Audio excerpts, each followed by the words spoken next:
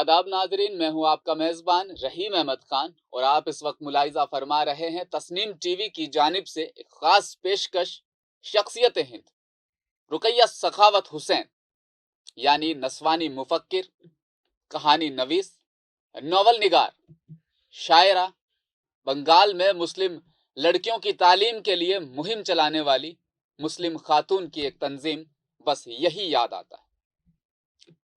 رقیہ سخاوت، انہوں نے مسلمان لڑکیوں کے لیے اسکول قائم کیے۔ اسکول نے سینکڑوں لڑکیوں کی زندگی بدل دی۔ حالانکہ ان کی فکر صرف مسلمان مہیلاؤں تک محدود نہیں تھی، وہ تو خواتین کے حق کے لیے محض کام کرنا چاہتی تھی، ایک ایسا سماج اور ایک ایسی دنیا بنانا چاہتی تھی جہاں سب ایک ساتھ رہے، خواتین خود مختار ہوں، ان کے ہاتھ میں دنیا کا کاروبار بھی ہو۔ رقیہ سخاوت کی ولادت سن 1880 میں رنگپور ضلع کے پیرا بند علاقے میں ہوئی۔ حال میں یہ علاقہ بنگلہ دیش میں پڑتا ہے۔ زمیندار خاندان تھا، بھائیوں کو تو ایڈوانس اسکول کالج کی تعلیم ملی، لیکن بہنوں کو نہیں۔ رقیہ میں پڑھنے کی زبردست للک تھی۔ ان کے بھائی نے سب کی نظروں سے چھپا کر اپنی چھوٹی بہن کو پڑھایا۔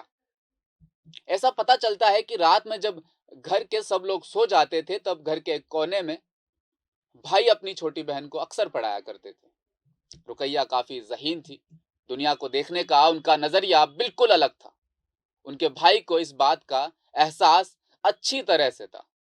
خیر، یہ داستان ایسے ہی چلتی رہے گی۔ مزید معلومات حاصل کرنے کے لیے دیکھتے ہیں یہ رپورٹ۔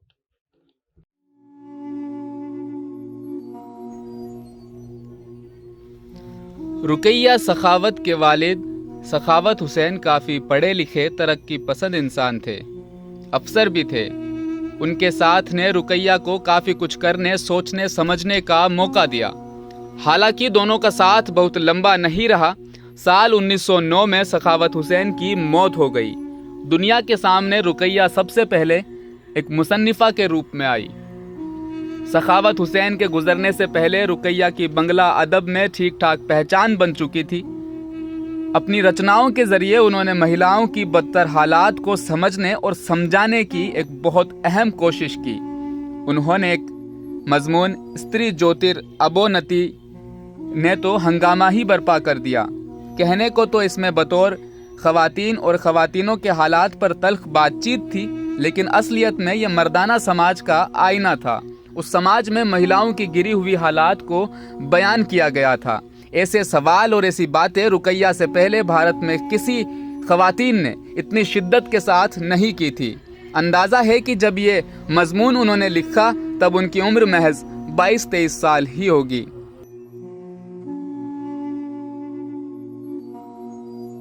سلطاناز ڈریمز یعنی سلطانہ کے خواب انگریزی میں لکھی ایک شارٹ ناول ہے۔ یہاں ایک ایسے ملک کی کہانی ہے جہاں ملک اور سماج کا سارا انتظام خواتین چلاتی ہیں۔ خواتین یہاں سائنسدان بھی ہے، مرد گھروں کے اندر رہتے ہیں۔ اسے خواتین کی حیثیت سے نوازا گیا ہے۔ یہ کہانی 115 سال پہلے مدراس سے چھپنے والی انڈین لیڈیز میگزین میں 1905 میں چھپی تھی۔ اس دور کی یہ انگریزی کی بہت جانی مانی میگزین تھی۔ غیر بانگلہ زبان دنیا میں رقیہ زیادہ تر اسی ایک کہانی کی وجہ سے جانی گئی۔ وجہ ان کا زیادہ تر رسالے ان کے اکثر بنگلہ زبان میں ہوا کرتے تھے۔ سوچو، اگر رقیہ کی یہ تحریر بانگلہ میں نہیں ہوتی تو کیا ہوتا؟ کیا دنیا انہیں جان پاتی؟ اب بھی ہندی کا بڑا علاقہ ان کے کام سے ناواقف ہے۔ کافی جھنجھاوتوں کو جھیلنے کے بعد رقیہ اسکول چلاتی رہی۔ بنگال کی مسلمان لڑکیوں کے لیے یہ اسکول ایک وردان ثابت ہوا۔ رقیہ سخاوت کے ذریعے قائم کردہ سخاوت memorial government girls high school آج بھی کولکاتہ میں چل رہا ہے، مگر اس اسکول کو چلاتے رہنے اور مسلمان لڑکیوں کو تعلیم دینے کی وجہ سے رقیہ کو کافی مخالفت اور رکاوٹوں کا سامنا بھی کرنا پڑا۔